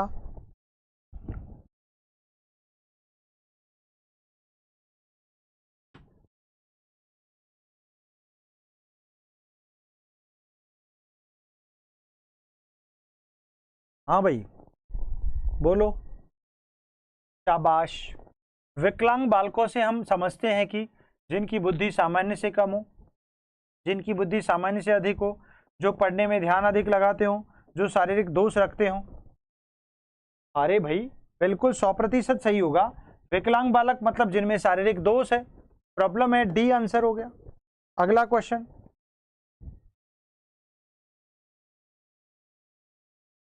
तर्क का मूल्यांकन कर सकता है मूर्त संक्रियात्मक अवस्था में, संवेदी प्रेरक में, औपचारिक में या पूर्व संक्रियात्मक में? तर्क द्वारा, तर्क द्वारा है ये, तर्क द्वारा मूल्यांकन किया जा सकता है। कौन सी अवस्था में बताओ? Very most excellent, simple question है। कौन सी अवस्था में होगा? 100%, 100% औपचारिक संक्रियात्मक अवस्था होगा, क्योंकि ये 11 से 15 वर्ष की आयु होती है और यहां पर बालक में तार्किक विकास संभव होता है। ठीक है ना, यहां पर कौन सा विकास होता है? तार्किक विकास होता है। इसीलिए बेस्ट आंसर भी आपका क्या हो जाएगा भाई? सी परफेक्ट हो जाएगा। बाकी तो यहां पर इसमें तो आपका कितना होता है? 7 से 11 होता है। संवेदी आपका 0 से 2 होता है। पूर्व संक्रिय आपका 2 से 7 होता है और ये बचा जो आपका 11 से 15 होता है। अगला क्वेश्चन, अगर कोई बालक एक स्कूल से भागने वाले बालक के अध्ययन की सबसे अच्छी विधि कौन सी है? सर्वेक्षण, प्रयोगात्मक, केस स्टडी, प्रश्नावली। बताओ आंसर क्या दिया आप लोगों ने? जबरदस्त क्वेश्चन है, मोस्ट लगा लो। रिमी जी वेलकम। लक्ष्मी रानी, चांदनी, नैन्सी, ए सी, शाबाश। मंजू, कुमारी पूजा, ए, ओके बिल्कुल। आकर्षण भैया ठीक है, मान लिया। Baby Devi, B, B for baby Devi थोड़ी हो जाएगा, केस स्टडी होगा ना। टाइडमैन ने दिया था, टाइडमैन। ये कहते हैं जो समस्यात्मक बालक होते हैं, स्कूल से भागने वाले बालक कैसे बालक होंगे बेटा? समस्यात्मक होंगे, प्रॉब्लमेटिक होंगे, यानी बाल अपराधी होंगे। और जो बच्चे बाल अपराधी होते हैं उन बच्चों को निश्चित तौर पर आखिर वो ऐसा क्यों कर रहे हैं, उनके अपराध का कारण क्या है, इसके पीछे की जानकारी के लिए क्या करना पड़ता है प्यारे विद्यार्थियों? निश्चित तौर पर केस स्टडी की जाती है। इसीलिए आंसर आपका सी हो जाएगा। प्रश्नावली विधि किसने दी थी बेटा? वुडवर्थ ने दी थी। ठीक है बच्चे। सर्वेक्षण विधि, सर्वे मेथड की बात करें, इसको निरीक्षण विधि वाटसन के अंदर समझा जाता है। प्रयोगात्मक विलियम वुंट का जाना जाता है। ठीक है भाई, सभी का क्लियर हो गया? आंसर टाइडमैन हो गया। ठीक है ना, सी। अगला प्रश्न देखो,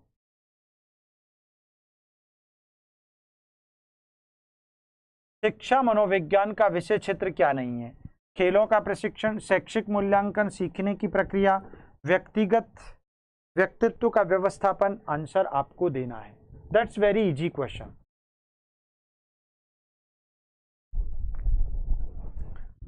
शाबाश। ए और डी आंसर चल रहे हैं सभी के। देखते हैं किसने सही दिया है। शाबाश, शाबाश, शाबाश, शाबाश। हम तो डूबेंगे सनम, लेकिन तुम्हें भी ले डूबेंगे, है ना? गलत बात है। खेलों का प्रशिक्षण, शिक्षा मनोविज्ञान का कॉन्सेप्ट है ही नहीं खेलों का प्रशिक्षण। इसके लिए खेल मनोविज्ञान पढ़ा जाता है, खेल मनोविज्ञान। और खेल मनोविज्ञान के जनक, इसके जनक कॉलीमन ग्रिफिथ हैं। कॉलीमन ग्रिफिथ हैं। कॉलीमन ग्रिफिथ है, ठीक है। इसलिए बेस्ट आंसर क्या हो गया माय डियर, 100%, एब्सोल्युटली राइट, ठीक है ना। ए परफेक्ट आंसर हो जाएगा, दैट्स मोस्ट इंपोर्टेंट। अगला प्रश्न,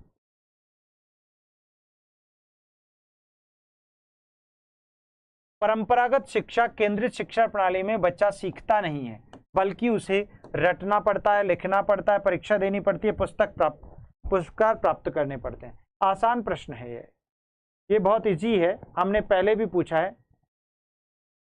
अच्छा ये बोले थे, ओके बेटा, चलिए वेलकम, शाबाश, अभिनंदन, डी आंसर है, ठीक है। पल्लवी, ओके कोई बात नहीं, डजंट मैटर। नैन्सी बेटा, ओ माय गॉड कैसा प्रश्न है, इतना खतरनाक, इसका उत्तर कहाँ से ढूंढ के लाए, माय गॉड। जल्दी जल्दी पढ़ो फटाफट भाई। परंपरागत में तो रटना पड़ता था ना, परंपरागत शिक्षा प्रणाली, शिक्षा केंद्रित शिक्षा प्रणाली में बच्चा सीखता नहीं है, बल्कि उसे क्या करता है, रटता है परंपरागत में। और आजकल क्या करता है, सीखता और समझता है ना भाई, ये नवीन है।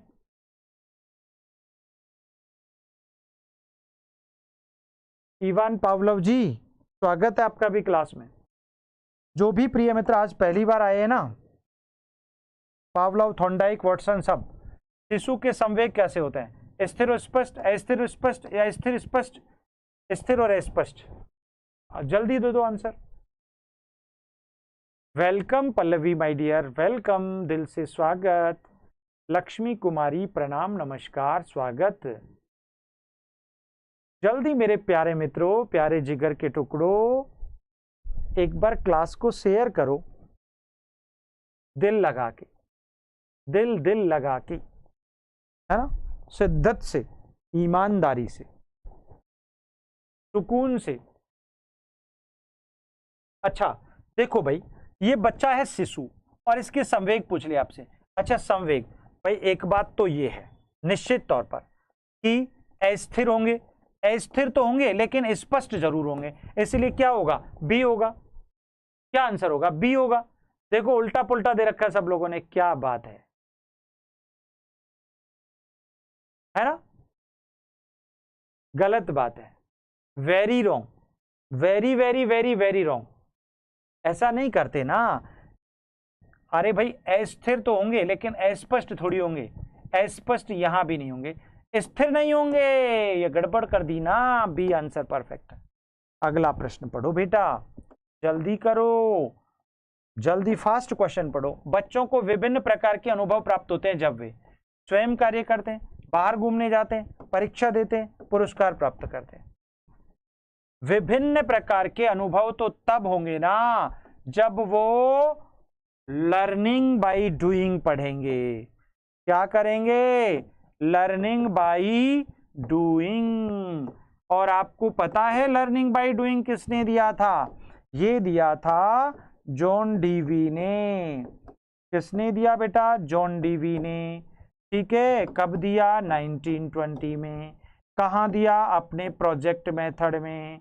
कहाँ पर दिया, प्रोजेक्ट मेथड में, ठीक है ना मेरे दोस्त, याद रखना है आपको। ए आंसर राइट होगा। अगला प्रश्न पढ़ो। आपकी कक्षा का एक शिक्षार्थी 3 × 3 को 3+3 समझता है, वह किस विकार से पीड़ित है, बताओ। डिस्प्रैक्सिया से, डिस्कैल्कुलिया से, डिसलेक्सिया से, अफेजिया से। आंसर दे दो बेटा।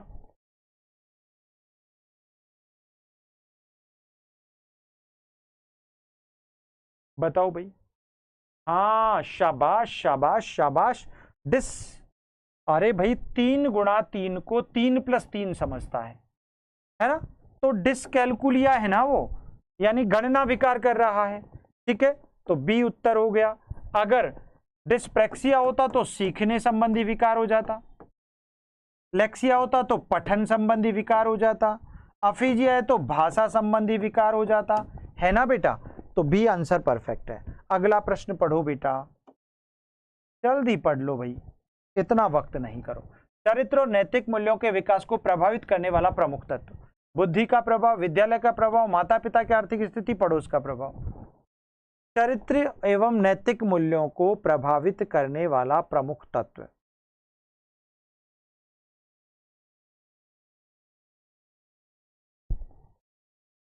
Yes,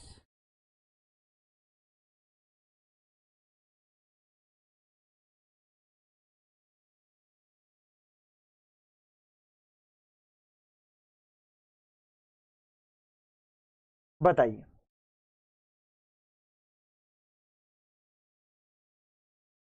yes Mishra ji, super duper hit है भाई। बुद्धि का ही होगा ना।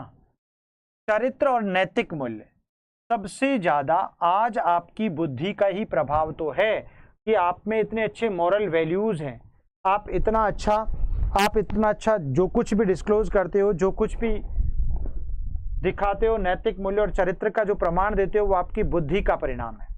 जो उनके पास बुद्धि होता है ना, उनका चरित्र भी बहुत अच्छा होता है। जिनका चरित्र बहुत अच्छा होता है, उनकी बुद्धि भी बहुत अच्छी होती है, तभी तो चरित्र होता है। इसलिए ए ही राइट होगा, बाकी तो वैसे ही गलत है। अगला प्रश्न।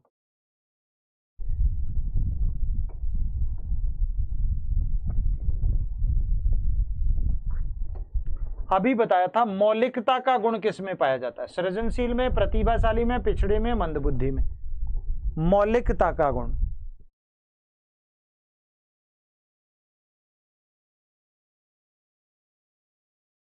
अच्छा, आज पावलोव के चाचा भी आए हैं, बहुत बढ़िया, अद्भुत है, आने चाहिए सभी मेरे प्रिय मित्रों, प्यारे बच्चों। क्लास को शेयर कर दो बेटा एक बार, दिल लगा के, है ना। दीप्ति पांडे जी, स्वागत आपका, welcome psychology with Sanjay Sharma पर। चलिए, पहली बार जुड़े हैं तो चैनल को सब्सक्राइब कर लें। बेटा, सृजनशील बालकों में मौलिकता का गुण विद्यमान होता है ना। किसमें होता है? क्रिएटिव चिल्ड्रंस में। परफेक्ट। चलिए, हाँ देखिएगा, अच्छा प्रश्न है। बुद्धि, लब्धि, आईक्यू और भाषा संबंधी योग्यता में घनिष्ठ संबंध होता है। यह विचार किसका है? लावेल तथा मार्केल का, स्पाइकर तथा इरविन का, फिशर तथा यम्बा का, टर्मन का। देखो भाई, अच्छा प्रश्न है बेटा, इसका आंसर ए होगा, लावेल और मार्वेल का। देखिएगा, आईक्यू शब्द पूछ ले तो आपको स्टर्न उत्तरण करना है। 1912 में दिया था, ये जर्मनी के थे। लेकिन आईक्यू का विकास पूछ ले, विकास शब्द दे दे तो उत्तर टर्मन करना है, लेकिन 1916 करना है। ठीक है बच्चे, क्लियर हो गया। तो यहां पर लेकिन लावेल और पार्वेल ने बुद्धि, लब्धि, आईक्यू और भाषा संबंधी योग्यता में घनिष्ठ संबंध बताया था। ठीक है, तो ए आंसर सही है, बाकी गलत है। अगला प्रश्न देखो। हाँ मित्रों, निम्न में से कौन सा कारण इसके लिए सर्वाधिक उत्तरदायी हो सकता है? विद्यार्थियों की बुद्धि में अंतर, शिक्षार्थियों की अभिप्रेरणा में अंतर, शिक्षार्थियों की रुचि में अंतर, शिक्षार्थियों की शारीरिक शक्ति में अंतर। बताओ।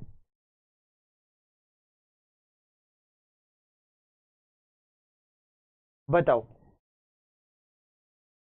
किसके लिए अंतर पूछा है? व्यक्तिगत विभिन्नताओं के लिए अंतर। ठीक है ना।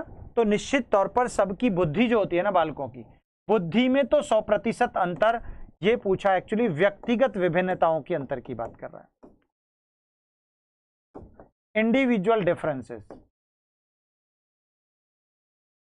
सब में अलग अलग होती हैं, लेकिन प्रमुख जो होती है वो यही होती है, इसलिए ए ही बेस्ट आंसर होगा।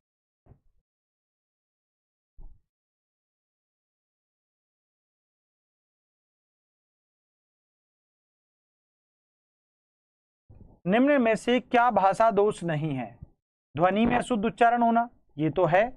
ध्वनि का अत्यंत तीव्र होना, ये भी है क्या? ध्वनि के प्रतिस्थापन का नहीं होना, ध्वनि में पुनरावृत्ति का होना। बताओ, भाषा दोष क्या नहीं है?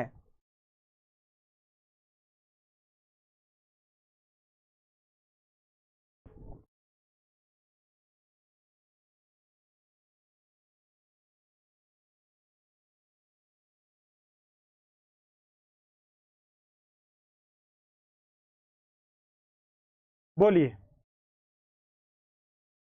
सी बी डी सब कुछ आंसर आ रहा है। और 100% ध्वनि के प्रतिस्थापन का न होना, नकारात्मक कॉन्सेप्ट यही तो है। बाकी शब्द क्या देख रहे हैं, भाषा दोष कौन सा नहीं है, यही नहीं है, बाकी तो है 100%। आंसर देखो कितना सरल है ना। सी उत्तर हो जाएगा माय डियर। अगला क्वेश्चन पढ़ो बेटा। देखो भाई, अधिगम पर व्यक्तिक तथा वातावरण से संबंधित कारकों का प्रभाव किस अवस्था में तक पड़ता है? पूर्व बाल्यावस्था, बाल्यावस्था, किशोरावस्था, संपूर्ण जीवन। बताओ, आंसर दे दो। आसान क्वेश्चन है। शाबाश लक्ष्मी। ओके, जल्दी फास्ट।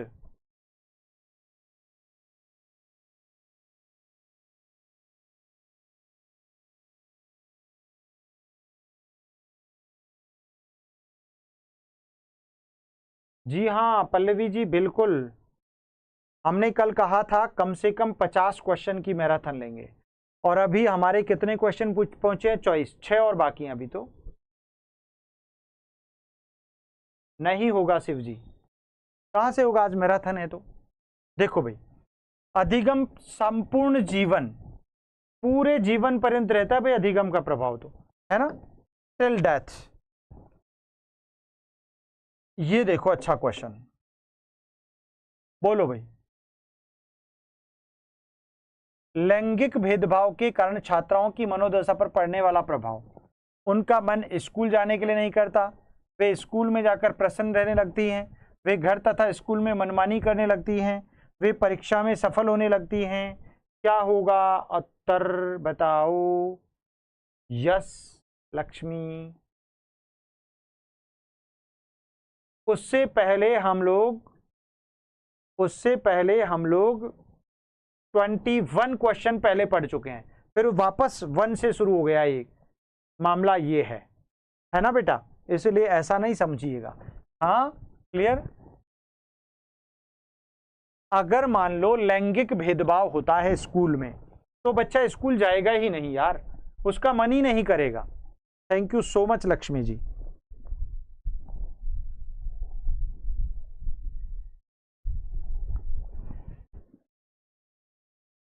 साइकोलॉजी की क्लास नहीं होगी 6 बजे वाली, सॉरी होगी। ठीक है, चलिए, तो ए हो जाएगा। अगला देखो, मानसिक रूप से पिछड़े बालक की समस्या क्या नहीं है? असफलता का भय न होना, धीमी गति से सीखना, आत्मविश्वास में कमी, सीमित संप्रेषण। मानसिक रूप से पिछड़े बालक की समस्या कौन सी नहीं है?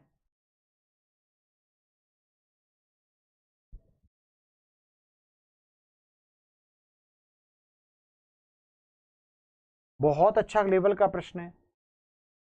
आपके विविध अधिगमकर्ता वाला जो टॉपिक है ना, सभी के सिलेबस में इंक्लूडेड है, वहीं से एक क्वेश्चन उठाया गया है। बताओ। यस, असफलता का भय तो होता है, न होना लिख दिया, यानी न होना तो यहां पर सकारात्मक कॉन्सेप्ट बन गया ये, और सकारात्मकता ऐसा होता नहीं है, इसलिए ए ही उत्तर होगा।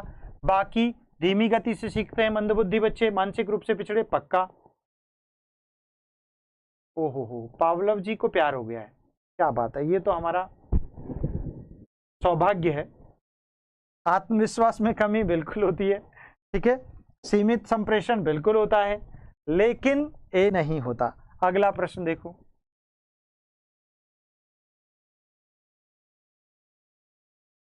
पावलव जी, थोड़ा बहुत हमसे भी कर लेना, क्लास से भी प्यार करो, हमसे भी करो, और क्लास को पूरे दिलो जान से शिद्दत से शेयर भी करो अपने दोस्तों के लिए, अपने मित्रों के लिए, क्योंकि कर भला तो हो भला।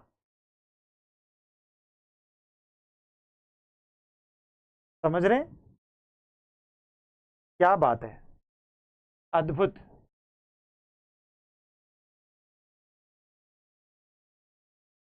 ठीक है, बढ़िया है।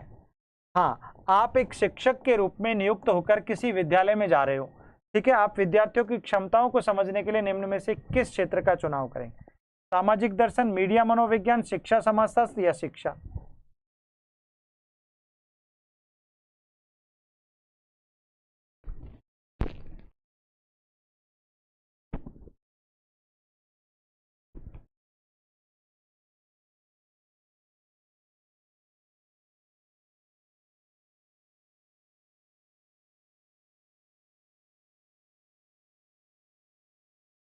यस, इसमें सबसे बेस्ट आंसर आपसे पूछा है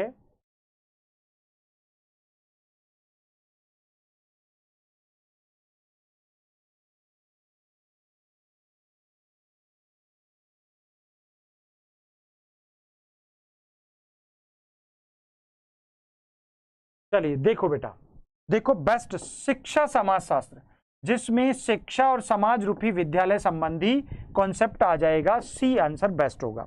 अगला प्रश्न देखो, बस लास्ट के क्वेश्चन चल रहे हैं अब। जब किसी क्रिया को बार बार दोहराया जाता है तो अस्वाभाविक उद्दीपक भी वही प्रतिक्रिया देने लगता है जो स्वाभाविक उद्दीपक देता है। यह अधिगम की निम्नलिखित में से कौन सा सिद्धांत है? अंतर्दृष्टि, शास्त्रीय अनुबंधन, अनुकरण या अनुभवजन्य अधिगम? बड़ा अच्छा प्रश्न है, ठीक है ना। देखो बेटा, अनुकरण तो हेगर्टी ने दिया था, ये मैं आपको बता देता हूं, ठीक है। अंतर्दृष्टि गेस्टाल्टवादियों ने दिया था।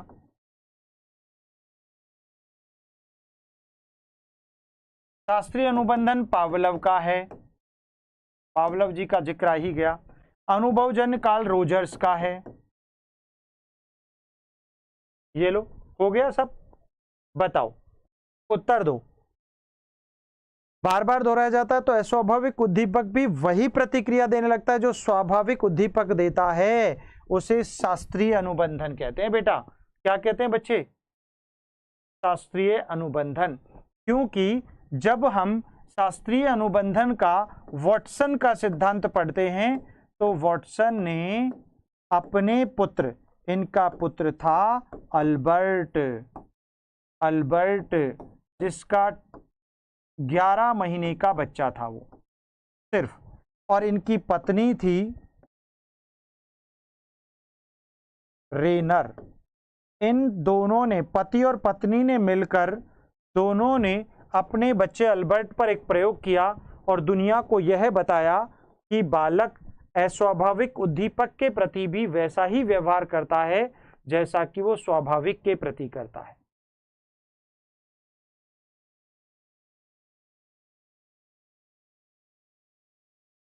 अच्छा उपेंद्र गिरी, क्वेश्चन किसका? आईक्यू का फॉर्मूला मैं आपको समझा देता हूं, अभी समझा देता हूं। बी, देखो अगर आपसे पूछा जाए आईक्यू का प्रारंभिक अधूरा प्राचीन सूत्र किसने दिया? तो 1912 में दिया, स्टर्न ने दिया, MA बटा CA दिया। मानसिक आयु बटे वास्तविक आयु, mental as upon chronological age. IQ का आधुनिक प्रामाणिक नवीन सूत्र, पूर्ण सूत्र, ये पूरा है, टर्मन ने दिया, 1916 में दिया, MA अपॉन CA मल्टीप्लाई 100 दिया। याद रखना, क्लियर बेटा? कोई दिक्कत?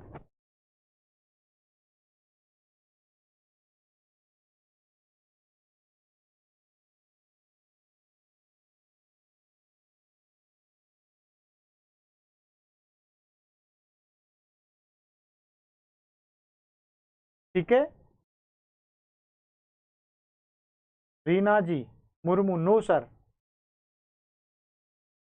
मतलब गलत पढ़ा हुआ है आपने, अगर नो सर निकल रहा है तो जहां से भी पढ़ा है, ठीक है, इसको सही कर लेना। अगला प्रश्न,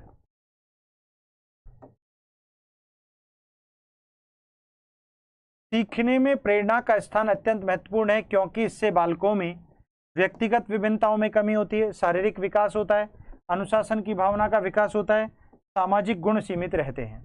बताओ।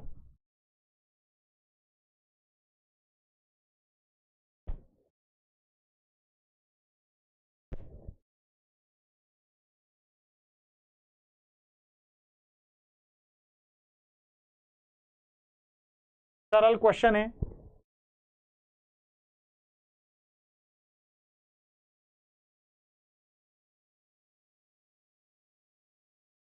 उपेंद्र जी पेज बिल्कुल हमको भी पता है, आपने उसको सही ढंग से नहीं पढ़ा, और जिन्होंने भी पढ़ा है वो अब सही कर लीजिएगा अपने क्वेश्चन को हमेशा के लिए, लाइफ टाइम के लिए, ठीक है। जो कहा है हमने बताया है वो यूनिवर्सल ट्रुथ है, ऐसा समझिएगा, गलती मत कीजिएगा, सी आंसर हो जाएगा, ठीक है। क्योंकि बात जब विचार की संप्रति की संकल्पना की आती है, आईक्यू की, तो स्टर्न ने दिया है 1912 में, ये आप ध्यान रखो। जब किसी किशोर में किसी वस्तु, समस्या, परिस्थिति के लिए निजी स्तर पर निर्णय लेने की क्षमता का विकास परिपक्व होने लगता है तो इस विकास को क्या कहते हो? परिपक्वता, संज्ञानात्मक विकास, आध्यात्मिक विकास, इनमें से कोई नहीं। आज का अंतिम प्रश्न पढ़ रहे हैं, last and final question of the day today, और इसका बेस्ट आंसर हो जाएगा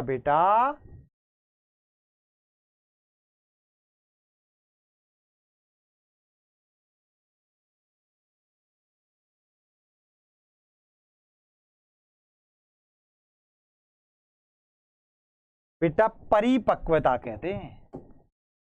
क्या कहते हैं? परिपक्वता। आपको पता है एडोलसेंस,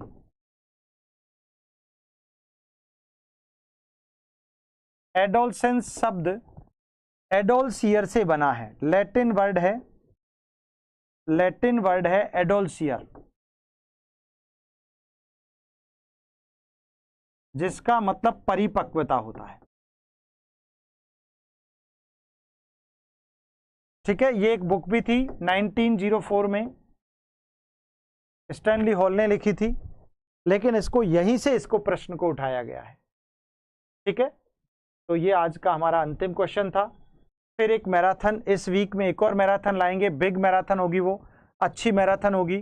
तो जो भी प्रिय मित्र हमारे साथ जुड़कर साइकोलॉजी पढ़ना चाहते हैं तो साइकोलॉजी का लाइव बैच उपलब्ध है, ठीक है। साइकोलॉजी का लाइव बैच आप ज्वाइन कर सकते हैं, डेली उसमें क्लासेज हम लोग पढ़ाते हैं, बोर्ड के नोट्स हम आपको प्रदान करते हैं, और इसके लिए आप हमारी ऐप है पढ़ाई 360,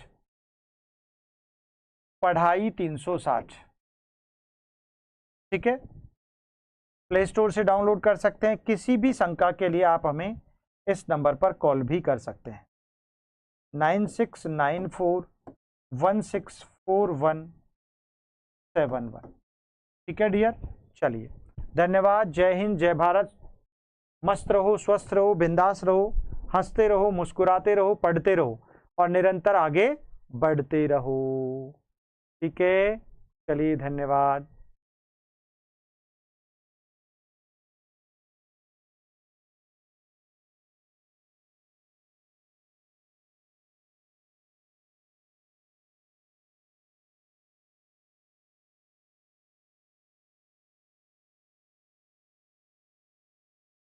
चलिए, धन्यवाद, जय हिंद।